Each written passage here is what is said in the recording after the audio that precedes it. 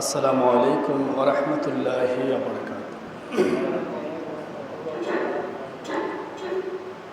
আসসালাতু ওয়াসসালামু আলাইকা ইয়া রাসূলুল্লাহ। আসসালাতু ওয়াসসালামু আলাইকা ইয়া হাবিবাল্লাহ। الصلاة والسلام عليك يا شافي المذنبين. الصلاة والسلام عليك يا رحمة للعالمين.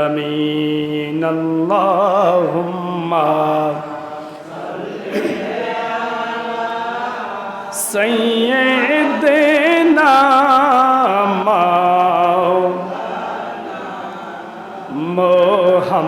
محمد وعلى سيدنا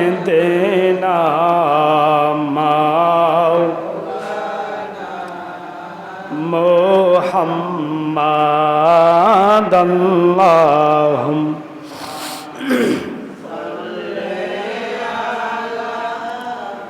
سيدنا مولا معد وعلى سيدنا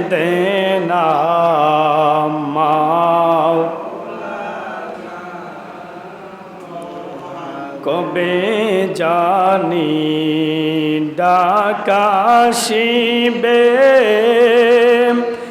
এই বাড়ি গড়সা, কবে জানি ডাকা এই বাড়ি গড়সার, কবে জানি ডাকাশিবে সাদা কাফন পর।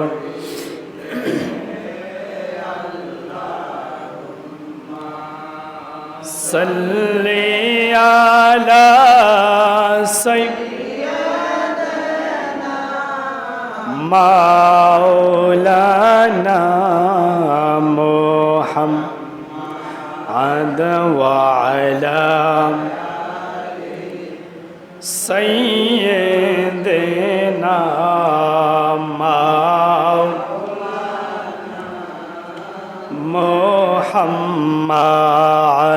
لا إله إلا الله، لا إله لا إله إلا الله، لا إله إلا الله، لا إله إلا الله، لا إله لا إله إلا الله، لا إله إلا الله،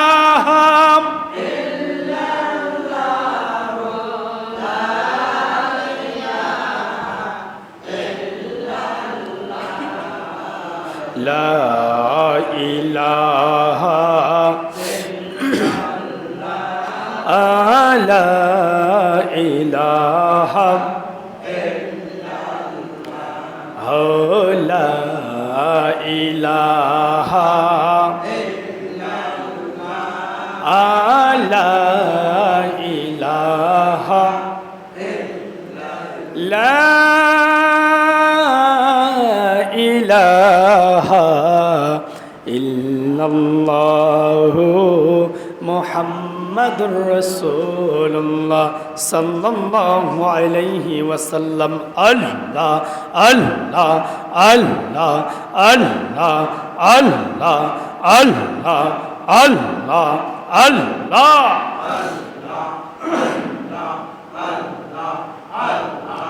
আল্লাহ আল্লাহ আল্লাহ আল্লাহ আল্লাহ আল্লাহ আল্লাহ আল্লাহ আল্লাহ আল্লাহ আল্লাহ আল্লাহ আল্লাহ তোমার লীলা খেলা কেউ বোঝে না মৌলা তোমার লীলা খেলা কেউ বোঝে না আল্লাহ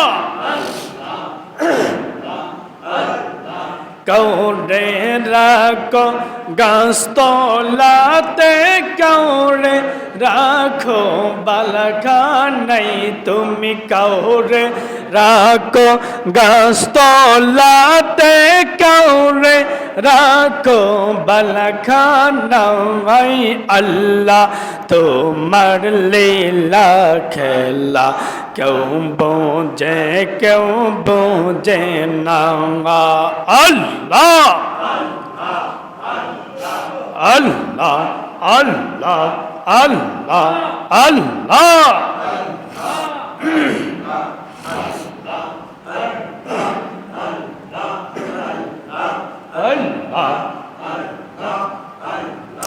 ऐ मोहम्मद कमले वाला ऐ रे या मरबो के ऐ मोहम्मद कमले वाला ऐ रे या मरबो के अल्लाह ডাকে রে তোর এই গোলামে ডাকে রে তোর এই গোলামে শান্তি দাও মোর কোলে যাই আল্লাহ ऐ मोहम्मद कमले वाला ऐ रे या मरबो के ऐ मोहम्मद कमले वाला ऐ रे मरबो के अल्लाह ऐ मोहम्मद मदीना वाला ऐ रे या मरबो के अल्लाह फकीर दरवेश बादशाह वाली तोली तासन फूलर तोली फकीर दरवेश बादशाह वाली तोली ताছে ফুলের তোলে গলায় নিয়া বেকার জলে হাইরে গলায় নিয়া বেকার জলে গোরে বন জঙ্গলাই আই মোহাম্মদ কমলে ওয়ালা আইনে আমার বুকে আই আল্লাহ ऐ मोहम्मद मदीना वाला ऐ रे या मरबो के अल्लाह अल्लाह अल्लाह अल्लाह अल्लाह अल्लाह अल्लाह अल्लाह अल्लाह अल्लाह अल्लाह अल्लाह لا إله إلا الله মুহাম্মাদুর রাসূলুল্লাহ সাল্লাল্লাহু আলাইহি ওয়াসাল্লাম। আল্লাহ কোরআন পাঠালেন নবীকে চিনাতে, আল্লাহ দুনিয়া বানালেন নবীজির শান বোঝাতে। আল্লাহ কোরআন পাঠালেন নবীকে চিনাতে, আল্লাহ দুনিয়া বানালেন নবীজির শান। ওরে জান্নাতের ওই পাতায় লতায় লিখা আছে নবীর নাম, আর সেই আল্লাহর নামের পাশে নবীর নামের মনোগ্রাম, আর সেই আল্লাহর নামের পাশে নবীর নামের। আল্লাহ জান্নাত বানালেন নবীর প্রেমেতে, আল্লাহ দুনিয়া বানালেন নবীজির শান বোঝাতে। আল্লাহ জান্নাত বানালেন নবীর প্রেমেতে, আল্লাহ দুনিয়া বানালেন নবীজির। আল্লাহ কোরআন পাঠালেন নবীকে চিনাতে, আল্লাহ দুনিয়া বানালেন নবীজির শান বোঝাতে। আল্লাহ জান্নাত বানালেন নবীর প্রেমেতে, আল্লাহ দুনিয়া বানালেন নবীজির শান বোঝাতে। চিৎকার মেরে দিয়ে বলুন ইয়া রাসূলুল্লাহ। সম্মানিত মুহাদ্দিস মুহতারাম, আজকের এই জুমার নামাজে উপস্থিত আমার শ্রদ্ধেয়, আমার প্রাণপ্রিয় কলিজার টুকরা মুসলিম একরাম, মুরব্বিয়ান আজম, যুবক ভাইরা, পর্দার আড়াল থেকে বাড়িঘর থেকে মাইকের আওয়াজ শ্রবণ করছেন আমার শ্রদ্ধেয় দিনদার পরহেজগার মা ও বোনেরা, সকলের প্রতি আমার অন্তরের অন্তঃস্থল থেকে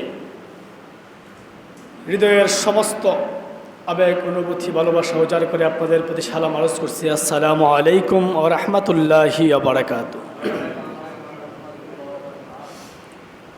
মহান আল্লাহ পাক রব্বুল আলামিনের দরবারে লাখো কোটি শুকরিয়া জ্ঞাপন করি যে আল্লাহ পাক রব্বুল আলামিন আপনি আমাকে দীর্ঘ একটি মাস পবিত্র মাহে রমাদানের সিয়াম সাধনা করার পর আজকে পবিত্র ঈদ উল ফিতর আমরা খুশি আনন্দের মাধ্যমে উজ্জীবিত করার পর আল্লাহ পাক রব্বুল আলামিন পবিত্র শাওয়াল মাসের প্রথম জুমাতে আল্লাহ পাক রব্বুল আলামিন আপনি আমাকে উপস্থিত হওয়ার মতো যে তৌফিক দান করেছেন, সকলেই জোরে সোরে আওয়াজ করে বলি আলহামদুলিল্লাহ।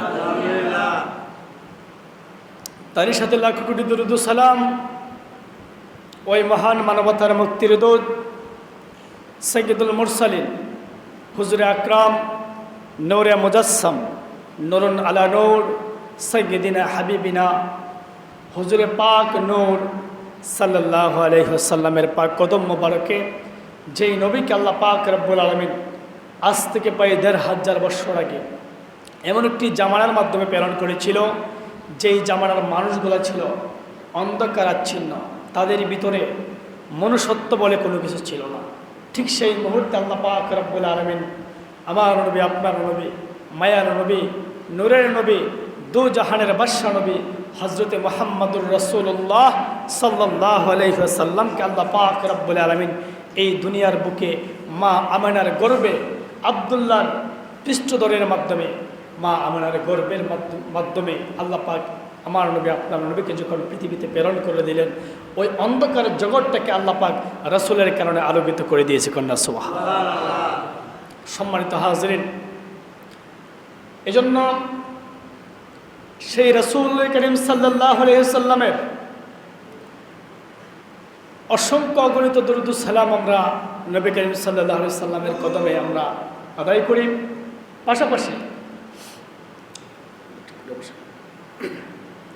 পাশাপাশি আল্লাহ পাক রব্বুল আলামিন আপনি আমাকে যে তৌফিক দান করেছেন, এই মসজিদের মাধ্যমে আমরা আসলাম, দীর্ঘ একটি মাস আমরা সিয়াম সাধনা করলাম। দেখেন আল্লাহ পাক চাইলে কি না করতে পারে। আপনারা জানেন কি না জানি না, মাত্র এই কয়েকদিনের যে কয়েকটি ঘটনা বাংলাদেশে ঘটে গেছে, যে ঘটনাগুলা দেখলে, জানলে, শুনলে মানুষের চোখ দিয়ে ঝরঝর করে পানি পড়ে। আমাদের এই আল্লাহ পাক রব্বুল আলামিন এক মাস সিয়াম সাধনা করার পর আমাদের শহর কেন্দ্রিক যে ভাইরা আছে, শহরের অনেক মানুষ গ্রামে আসে ঈদ করার জন্য, কথা বলেন ঠিক কিনা? অনেক মানুষ বিভিন্ন এই ঢাকা শহর থেকে, এই শহর থেকে গ্রামের দিকে রওনা হয়েছিল। কিন্তু ঈদের দিন ঈদ পর্যন্ত তারা সঠিকভাবে করে নাই। এমন একটি মর্মান্তিক ঘটনা ঘটেছে, আপনারা জানেন কিছুদিন এই রমজানে লঞ্চ একটা দুর্ঘটনা হয়েছে, আপনারা জানেন তো সবাই। এই লঞ্চ দুর্ঘটনার মাধ্যমে আমাদের এক ভাই তার জীবন চলে গিয়েছে, তার বাবাও মারা গেছে। কিন্তু এমন একটি পরিস্থিতির মাধ্যমে এত এত আবেগ, অনুভূতি, ভালোবাসা, এত মনের ভিতরে এত আশা আকাঙ্ক্ষা নিয়ে এই গ্রামের বাড়িতে যাইলে হইলে বাপ মার সাথে ঈদ করবে, ভাই বোনদের সাথে ঈদ করবে, শহরের মাধ্যমে সারা বছর থাকে, কিন্তু কি সেই সুযোগটা আর তার হয় না। একটি লঞ্চের মাধ্যমে চাইছিল নৌকা দিয়ে, মানে লঞ্চ যখন ছাইড়ে দিচ্ছে ফ্রি দিয়ে ওঠার জন্য, যখন চেষ্টা করতে চাইছিল অন্য আরেকটি লঞ্চ এসে চাপা মেরে 2 লঞ্চের ভিতরে একবারে পিসপাসিত হয়ে গেছে, তার কোনো কিছু নাই। ওই মানুষটা আর দুনিয়াতে বেঁচে নাই, তার বাবাও ওই লঞ্চ দুর্ঘটনায় মারা গেছে। আল্লাহর কি কুদরত, ওই লঞ্চ দুর্ঘটনার মাধ্যমে সবচেয়ে বিপজ্জনক অবস্থায় ছিল তার স্ত্রী। তার স্ত্রী ছিল প্রেগন্যান্ট, গর্ভবতী মহিলা। এই মহিলাকে বাঁচানোর জন্য সে নিজের জীবন বিলিয়ে দিয়েছে। সুবহানাল্লাহ। আল্লাহ ভাইকে জান্নাতের সর্বোচ্চ মাকাম দান করুন, সবাই বলে আমিন। কিন্তু আল্লাহর কি কুদরত, ওই মহিলার কোনো ক্ষতি হয় নাই, বাচ্চার কোনো ক্ষতি হয় নাই, কিন্তু ওই ছেলেটা আর দুনিয়াতে বেঁচে নেই। ছেলেটা আমাদের বয়সে, 22 বছর বয়স মাত্র, খালি নতুন বিয়ে করছে, নতুন বাচ্চা হবে, বাচ্চা আর দুনিয়াতে এসে বাবাকে আর দেখবে না। গতকালকে দিন আগে একটি ঘটনা ঘটছে, 18ই মার্চের 18 তারিখ ঈদ থেকে যখন ঈদ করে যখন মানুষেরা যার যার গন্তব্যস্থানে যাবে, চাকরির ক্ষেত্রে যাবে, ওই চাকরির ক্ষেত্রে যাওয়ার ক্ষেত্রে আমাদের এই এলাকা তো ফ্রির ব্যবস্থা নাই। বিভিন্ন এলাকাতে ওই যে বোলার মধ্যে মানে বাস পার হয়ে, নদী পার হয়ে ফ্রি দিয়া আমাদের, আপনারা যখন ঈদটা মিঠাবন অষ্টগ্রামে যাইবেন দেখবেন যদি ফ্রির ব্যবস্থা আছে, গাড়ি ঘোড়া যা আছে সব কিছু বড় বড় ফ্রি দিয়ে পার হয়। ওই বাস ফ্রিতে উঠতে গিয়ে সেরা সমস্ত যাত্রী সহ বাসের ভিতরে ফিলাফ, প্রত্যেক সিটে মানে যাত্রী ফিলাফ, এই যাত্রী সহ বাস একবার নদীর তলে পানির নিচে চলে গেছে। গতকালকে নিউজে দেখলাম এই পর্যন্ত মনে হয় সম্ভবত প্রায় 35 থেকে 40 জন মানুষ মরা লাশ উদ্ধার করছে বাসের ভিতরে। এই যে মানুষগুলা, আল্লাহ পাক রব্বুল আলামিন মানুষের জীবনের কোনো কি নাই, কখন যে আপনি আমার জীবন ফুরিয়ে যাবে বলা যায় না। এজন্য সবাই আমরা বিশেষ করে এই যে দুর্ঘটনায় কবলিত, আবার কিছুদিন আগে একটি ট্রেন দুর্ঘটনা হয়েছে, গোটা ট্রেন একবারে তছনছ হয়ে গিয়েছে, কোনো কিছু নাই, অনেক মানুষ মারা গিয়েছে। এরকম অসংখ্য অগণিত ঘটনা ইদানিং ঘটতেছে। এই পর্যন্ত গতকালকে একটা নিউজ দেখলাম যে শুধু ঈদকে কেন্দ্র করে 204 জন নাকি তার চেয়ে আরও বেশি হবে মানুষ মারা গেছে। আমাদের এই জীবনকে আল্লাহ পাক রব্বুল আলামিন এখনও যে আমাদেরকে আল্লাহ পাক সুস্থ রাখছে, এখনও যে আল্লাহ পাক আমাদেরকে হেফাজতে রাখছে, এর চাইতে বড় নিয়ামত আর কিছু আছে? আর কিছু নয়। এজন্য আল্লাহ পাক রব্বুল আলামিন পবিত্র কোরআনুল কারীমের মধ্যে বলতেছেন, হে দুনিয়ার মানুষ, লা ইন শাকারতুম লা আযিদান্নাকুম ওয়া লা ইন কাফারতুম ইন্না আযাবি লাশাদীদ। বান্দারে, আমি আল্লাহ পাক তোকে রহমত দেই, আমি আল্লাহ পাক তোকে মহব্বত করি, আমি আল্লাহ পাক তোকে মায়া করি, আর সেই মহব্বত, সেই রহমত, সেই মায়া, সেই নিয়ামত পাওয়ার পরে যদি বান্দা তুমি আমার শুকরিয়া আদায় করো, আমি আল্লাহ পাক তোমার নিয়ামতকে আরো বাড়াইয়া দেই। কন্যা সুবহানাল্লাহ। আর যদি তুমি এই অসংখ্য অগণিত মানুষ মরতেছে, অসংখ্য অগণিত মানুষ বিপদে আছে, অসংখ্য অগণিত মানুষ হাসপাতালের বিছানায় আছে, অসংখ্য অগণিত মানুষ বিভিন্ন বিপদ আপদের মাধ্যমে নিজের মনের ভিতরে কোনো প্রশান্তি নাই, আমি আল্লাহ পাক এখনও তোমাকে শান্তিতে রাখছি। বান্দা, তুমি যদি মনে করো আমি আল্লাহকে ছাইরা তুমি একা একা শান্তিতে বসবাস করবা, বান্দা না, আমি আল্লাহ পাক রব্বুল আলামিন যেদিন তোমাকে ধরব, ইন্না বাতশা রব্বিকা লাশাদীদ, ও বান্দা, আমি আল্লাহ তুমি যখন না শুকরিয়া আদায় করবা, আমি আল্লাহ পাক তোমার কাছ থেকে আমার নিয়ামতগুলোকে ছিনিয়ে নিব। কন্যা সুবহানাল্লাহ। যেমন কয়েকদিন আগে, কালকা দিন আগে তো রাত্রে বৃষ্টি হয়েছিল, যে ঠাড়া উঠছিল, এই ঘটনাটা আল্লাহ পাক আমাদেরকে হেফাজত করছে। কিন্তু আমাদের এই মিঠাবন ডাকিচার গ্রামের অঞ্চলে একটা ফসল নাই, সবগুলা চুষা হয়ে গেছে। মানুষেরা ক্ষেতের মাধ্যমে গিয়া, এক গৃহস্থে দেখলাম যে ভিডিওর মাধ্যমে, এক গৃহস্থ ক্ষেতের মাধ্যমে গিয়া শরীরের সমস্ত জামা কাপড় খুলে ওই মানুষটা মানে বিছানার মতো মানে ক্ষেতের মাধ্যমে গৈরানি শুরু করছে, আর চিৎকার শুরু করছে, কলিজা ফেটে যাচ্ছে। মানুষ এসে জিগা ভাই কী হয়েছে, আমার সারা জীবনের সম্বল দিয়ে লেন করে এনে সেটা কী করছে, গৃহস্থী করছে, এখন একের ক্ষেত আর এমনভাবে শিলাবৃষ্টি হয়েছে। পাথর পড়ে সমস্ত চুচা হয়ে গেছে। আল্লাহ পাক রব্বুল আলামিন যদি আপনি আমাকে ধরে 1 সেকেন্ড তো ব্যাপার, কথা বলেন ঠিক কিনা? আপনি লক্ষ টাকার মালিক, কোটি টাকার মালিক, হাজার কোটি টাকার মালিক হতে পারেন, কিন্তু আল্লাহ পাক রব্বুল আলামিন যদি আপনাকে একটু বার মাত্র 1 জাররা পরিমাণ যদি আপনার উপরে আল্লাহ পাক অসন্তুষ্ট হয়ে যায়, তাহলে দুনিয়ার যত টাকা পয়সা আছে, দুনিয়ার যত অর্থ সম্পদ আছে, দুনিয়ার যত ক্ষমতা আছে, সব কিছু নিমিষেই শেষ হয়ে যাবে। কথা বলেন ঠিক কিনা? তাই এজন্য সময় থাকতে আল্লাহকে আমাদের চিনতে হবে। আল্লাহ পাক রব্বুল আলামিন বলেন, এই যে শাওয়াল মাস, রমজান মাসে আমরা 30টা দিন রোজা রাখলাম, সিয়াম সাধনা করলাম, সিয়াম সাধনা করার পরে আল্লাহ পাক এই শাওয়াল মাস দিয়েছেন। এই শাওয়াল মাসের মাধ্যমে আল্লাহ পাক রব্বুল আলামিন, আল্লাহ রাসূল করিম সাল্লাল্লাহু আলাইহি সাল্লাম বলেন, শাওয়াল মাসের মাধ্যমে 6টা রোজা আছে, যেটা আমার মা বোনেরা বলে 6 আমার রোজা, নাকি? এই 6টা রোজা যদি কোনো ব্যক্তি রাখে তাহলে তার লাভটা কি দেখে। আল্লাহর নবী, মায়ার নবী, নূরের নবী হযরত মুহাম্মদুর রাসূলুল্লাহ সাল্লাল্লাহু আলাইহি ওয়াসাল্লাম হাদিসের মাধ্যমে বর্ণনা করেন, গোটা একটি মাস যখন আমরা 30 দিন রোজা রাখলাম, 30 দিন রোজা রাখলে কোনো ব্যক্তি যদি আল্লাহর নেক কাজ করে, কোনো ব্যক্তি যদি নেক কাজ করে আল্লাহ পাক রব্বুল আলামিন এই নেক কাজকে একটা নেকির বিনিময়ে 10টা নেকি দান করে। কন্যা সুবহানাল্লাহ। কোনো ব্যক্তি যদি একটা নেকি করে, একটা নেকির বিনিময়ে আল্লাহ পাক তাকে কয়টা নেকি দান করে? 10টা নেকি দান করে। আর যখন বান্দা গুনাহ করে, 1 গুনার বিনিময়ে তাকে একটা গুনাহ দেয়। আল্লাহ বলে, বান্দা গুনাহ করে ফেলছে বলে সে যখন আবার তওবা করবে, তার গুনাহ কি হয়ে যাবে? মাফ হয়ে যাবে। আর বান্দা যখন সওয়াবের কাজ করে, নেকির কাজ করে, আমার আল্লাহ বলে, যত বেশি পারো এই নেকির ফেরেশতারা তোমরা কি করো? রহমত দিয়া, বরকত দিয়া বাড়াইয়া দাও। কন্যা সুবহানাল্লাহ। আল্লাহ বান্দাকে ভালোবাসে। আল্লাহ চাই না বান্দা জাহান্নামে যাক। আল্লাহ বান্দাকে বিবেক দিয়েছে, বুদ্ধি দিয়েছে, আর যার কারণে আল্লাহ পাক বান্দাকে আশরাফুল মাখলুকাত বানিয়ে দিয়েছে। বান্দা যদি নিজের হাতে কামাই কইরা জাহান্নাম অর্জন করে, আল্লাহ বলে আমার আর কিছু করার নাই। তারপরেও আল্লাহ বলে, অবদাগু ইলাইহিল ওয়াসিলা, বান্দা তুমি যদি সাধারণ একটা ওসিলা তালাশ করতে পারো, তার বিনিময়ে কিয়ামতের ময়দানে আমি আল্লাহ তোমাকে জান্নাত দেওয়ার চেষ্টা করব। কন্যা সুবহানাল্লাহ।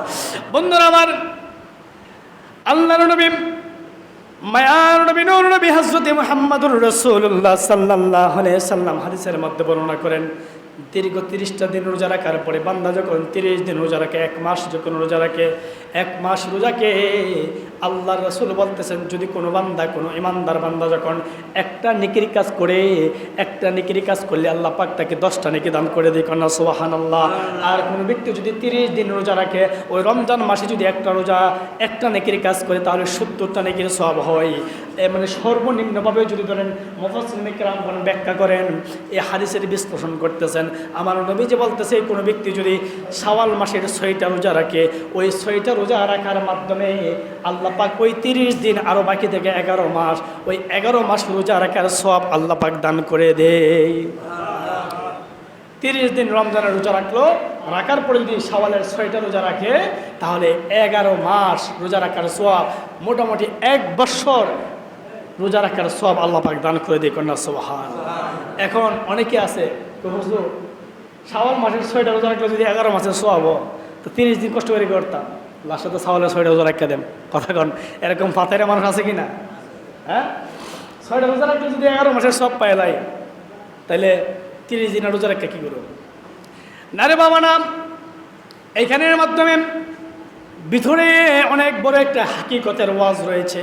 এই আলোচনাটা অনেক আলেমরা করে না। এটা হলো আল্লাহ পাক রব্বুল আলামিন, আল্লাহ রাসূল করিম সাল্লাল্লাহু আলাইহি সাল্লাম বলেছেন, একটা নেকির কাজ করলে 10টা। মুফাসসিরিনে কেরামগণ ব্যাখ্যা করেন, 30 দিনের 30টা রোজা, এই রোজাটাকে যদি 10 কইরা, যদি অন্তত 10 কইরা যদি ধরেন, একটা নেকির কাজ করলে যদি 10 হয়, তাহলে 30 10 কত? কত? 300। 1 বছর কয় দিন? 365 দিন। 365 দিন কিন্তু 1 বছর। 30 দিন রোজা রাখলাম, আর এটাকে আল্লাহ পাক রব্বুল আলামিন রহমত দিয়া, বরকত দিয়া, 10 দিয়া গুণ কইরা 300 দিন হয়ে গেছে। আর বাকি রয়েছে কই দিন? 60 দিন, মানে 65 দিন। 65 দিনের মাধ্যমে 5 দিন রোজা রাখা হারাম, মানে বছরের মাধ্যমে 5 দিন রোজা রাখা হারাম। 5 দিন যদি বাদ দেয়, তাহলে বাকি থাকে কই দিন? 60 দিন রোজা বাকি থাকে।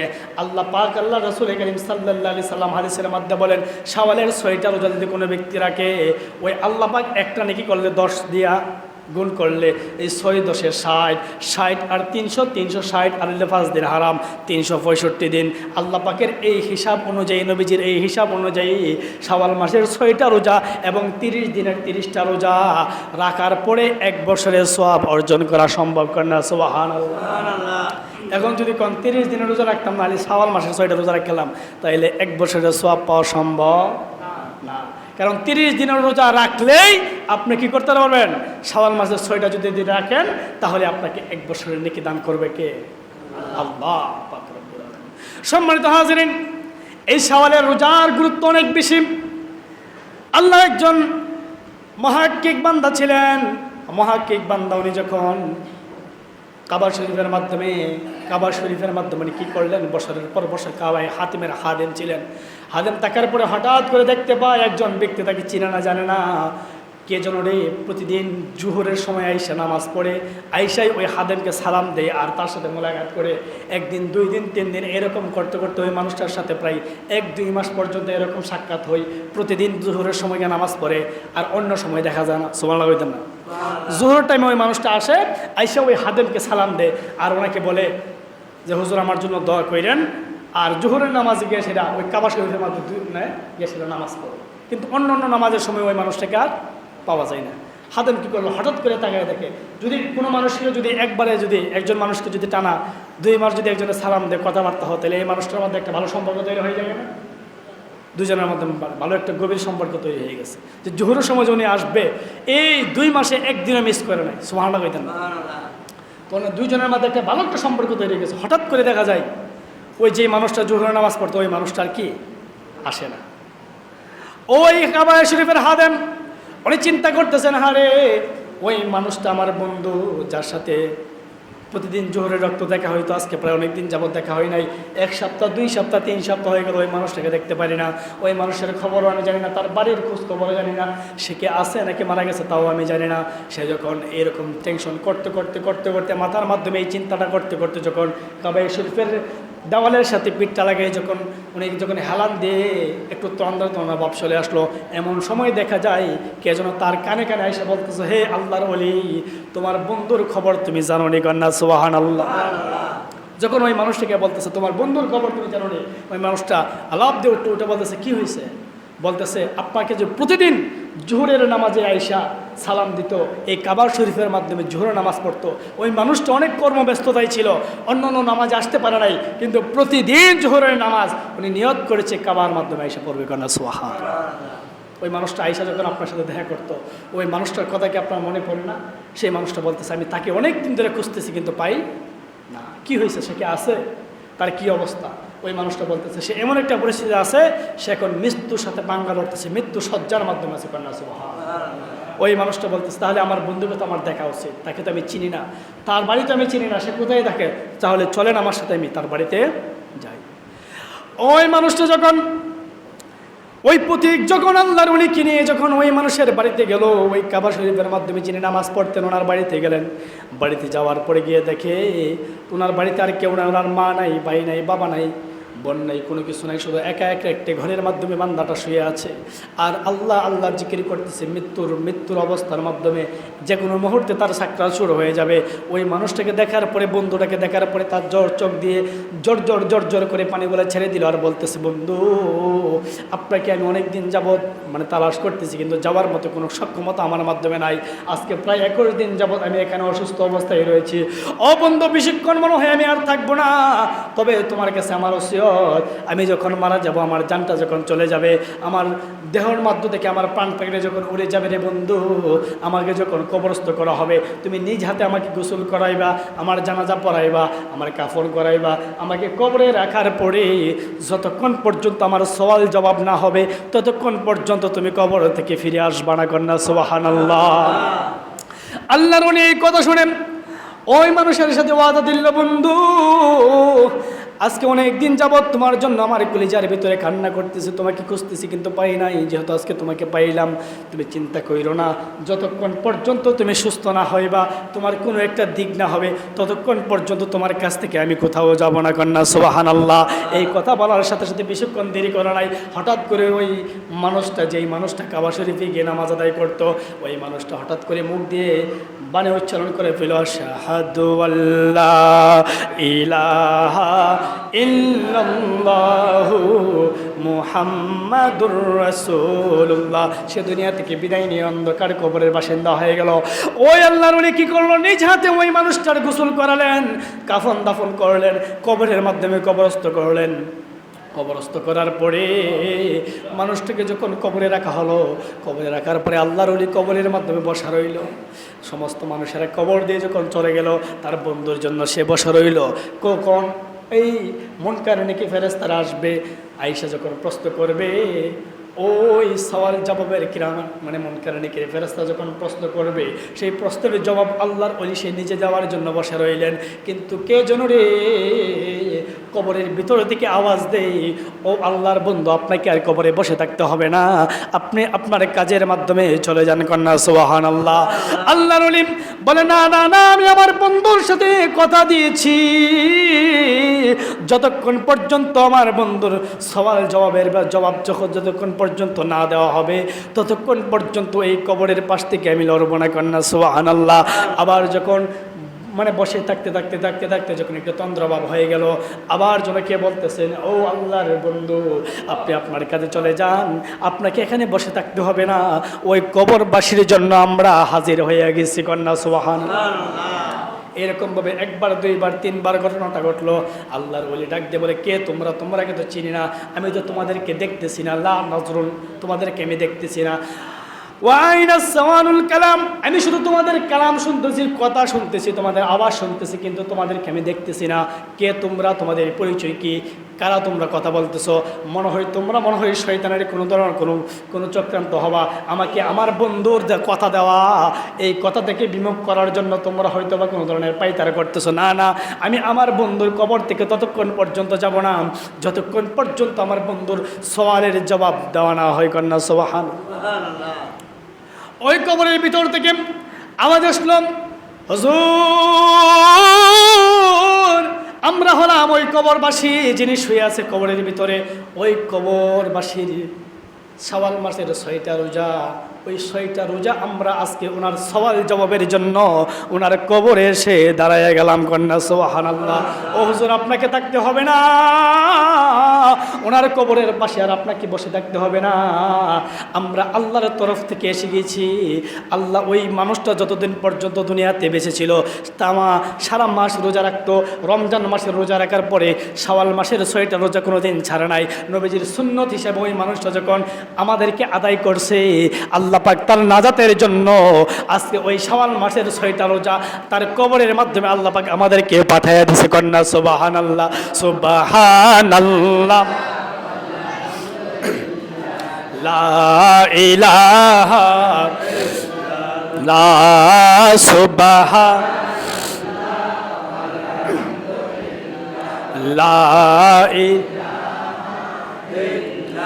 লা ইলাহা ইল্লাল্লাহু মুহাম্মাদুর রাসূলুল্লাহ সাল্লাল্লাহু আলাইহি ওয়াসাল্লাম। বন্ধুরা আমার, ওই রোজাগুলো 6টা রোজা 6 দিক দিয়ে দাঁড়ায় গেল। আর আল্লাহর ওলিকে বলতেছে, ও আল্লাহর বন্ধু, আপনাকে আর এখানে বসে থাকতে হবে না, আপনি আপনার কাবার মাধ্যমে চলে যান। ওই কাবায় হাতিমের মাধ্যমে আপনি আপনার কার্যক্রম শুরু করে দেন, আপনার কাজে আপনি লেগে যান। আল্লাহর পক্ষ থেকে আমরা এখানে উপস্থিত হয়েছি, ওই বান্দার সওয়াল জবাবের ব্যবস্থা আমরা নিজেরা দেব।